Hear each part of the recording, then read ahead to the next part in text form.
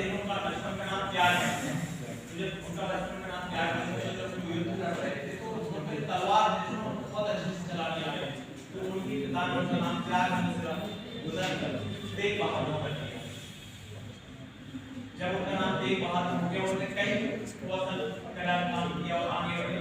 उसके बाद उनके आगे चलते हुए 13 वर्ष तक, आप 13 वर्ष तक उनके साथ बहुत सारे दुश्मन लगे रहे और वो आगे जाके बहुत सारा उनसे काम किया। उसके बाद जो भी आगे चल के आगे बढ़े और बहुत सारा काम किया। और जब औरंगजेब के समय आया तो औरंगजेब ने उन्हें बुलाया कि आप हिंदू धर्म अपनाइए, और हिंदू पंडितों को भी कहा कि आप हिंदू धर्म अपनाइए, लेकिन उन्होंने मना कर दिया। और हिंदू जो पंडित थे वो कहाँ गए, वो तेग बहादुर जी के पास गए और बोले कि हमें औरंगजेब मना कर रहे हैं कि तुम अपना ले। तो और जो तेग बहादुर जी ने उन सबका साथ दिया और उनको पास लाए और बोला कि आप किसी को मुस्लिम धर्म नहीं अपनाना है। लेकिन इस बात से औरंगजेब खफा हो गए कि आप हमारा विरोध कैसे कर सकते हो, आप कैसे ऐसा कर सकते हो। तो तेग बहादुर जी को बुलाया गया दरबार में और उनसे कहा गया कि आपको भी इस्लाम धर्म अपनाना है, लेकिन ने मना कर दिया कि मैं इस्लाम धर्म नहीं अपनाऊंगा, ना ही सनातन का कोई व्यक्ति इस्लाम धर्म अपनाएगा।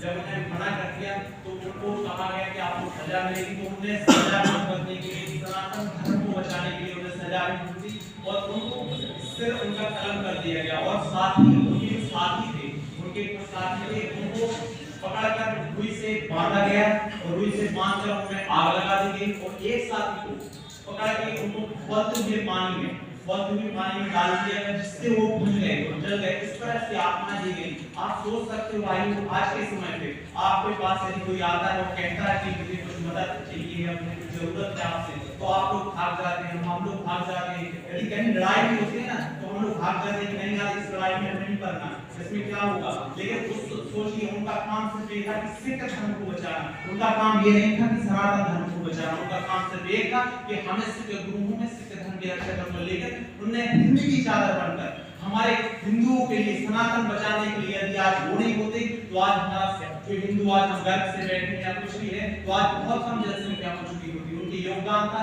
वो बंदे ने अपनी जान दे दी लोगों के लिए। तो हम लोग को उनसे सीखना चाहिए कि यदि कहीं पर भी मुसीबत है, कहीं पर समस्या है, तो आगे बढ़कर आना है। ऐसा नहीं कि डर की तरह लोग पर बैठ जाए और कुछ भी परवाह न करें। तो उनका बहुत बड़ा योगदान था। आज के समय आपने देखा होगा कि हम लोग उनसे सीखते नहीं। अभी भी मैं कुछ भाई बहनों को देख रहा हूँ, अभी भी मोबाइल पे अपन रील्स लगा रहे हैं, कोई मतलब नहीं है इसके बारे में बात हो रही है, तेग बहादुर के बारे में होने चलिए होते रहे। अरे हमें कुछ सीखना है। हमारे इतने महान पुरुषों ने आज तक हमारी युवा पीढ़ी होती क्या जा रही है, कुछ है ही नहीं। जब हम मोबाइल करती चीजें, इसके अलावा हमारे पास कुछ मटीरियल बचेगी नहीं। तो हमें आगे चलकर उनसे सीखना और अपने देश को दुनिया का नंबर 1 देश बनाना है, जिसमें हमारा देश गौरव हो। आज जो अमेरिका, चाइना, यूरोप जो बन चुके हैं, ऐसे ही हमें भी उस तरह से बढ़ना है। तो हमें उनकी याद रखना होगा। सिख धर्म इतना महान है कि आप गली में कहीं भी जाकर देख लीजिए, आज तक आप ये बताइए कभी भी सिख धर्म को कोई भीख मांगते देखा है आपने? कहीं पर भी आपको सिख धर्म का कोई बंदा भीख नहीं मांगते मिलेगा। और अदर धर्म के चार जहां भीख मांगते हैं, तो इतनी खराब हालत है, क्योंकि उनके गुरु ने ऐसी शिक्षा दी है कि हम कैसे पढ़ा सकते हैं। और आप उस भीख को मांगना छोड़िए, आज आप किसी भी गुरुद्वारे में चले जाइए, आपको जाति हो, धर्म हो, लिंग हो, किसी भी समुदाय हो, आपको लंगर दिखाया मिलेगा, आपको फ्री में भोजन दिया जाएगा। ये उन्हीं की शिक्षाएं हैं जो वे इतना त्याग करके, इतना बलिदान करके दे दिया।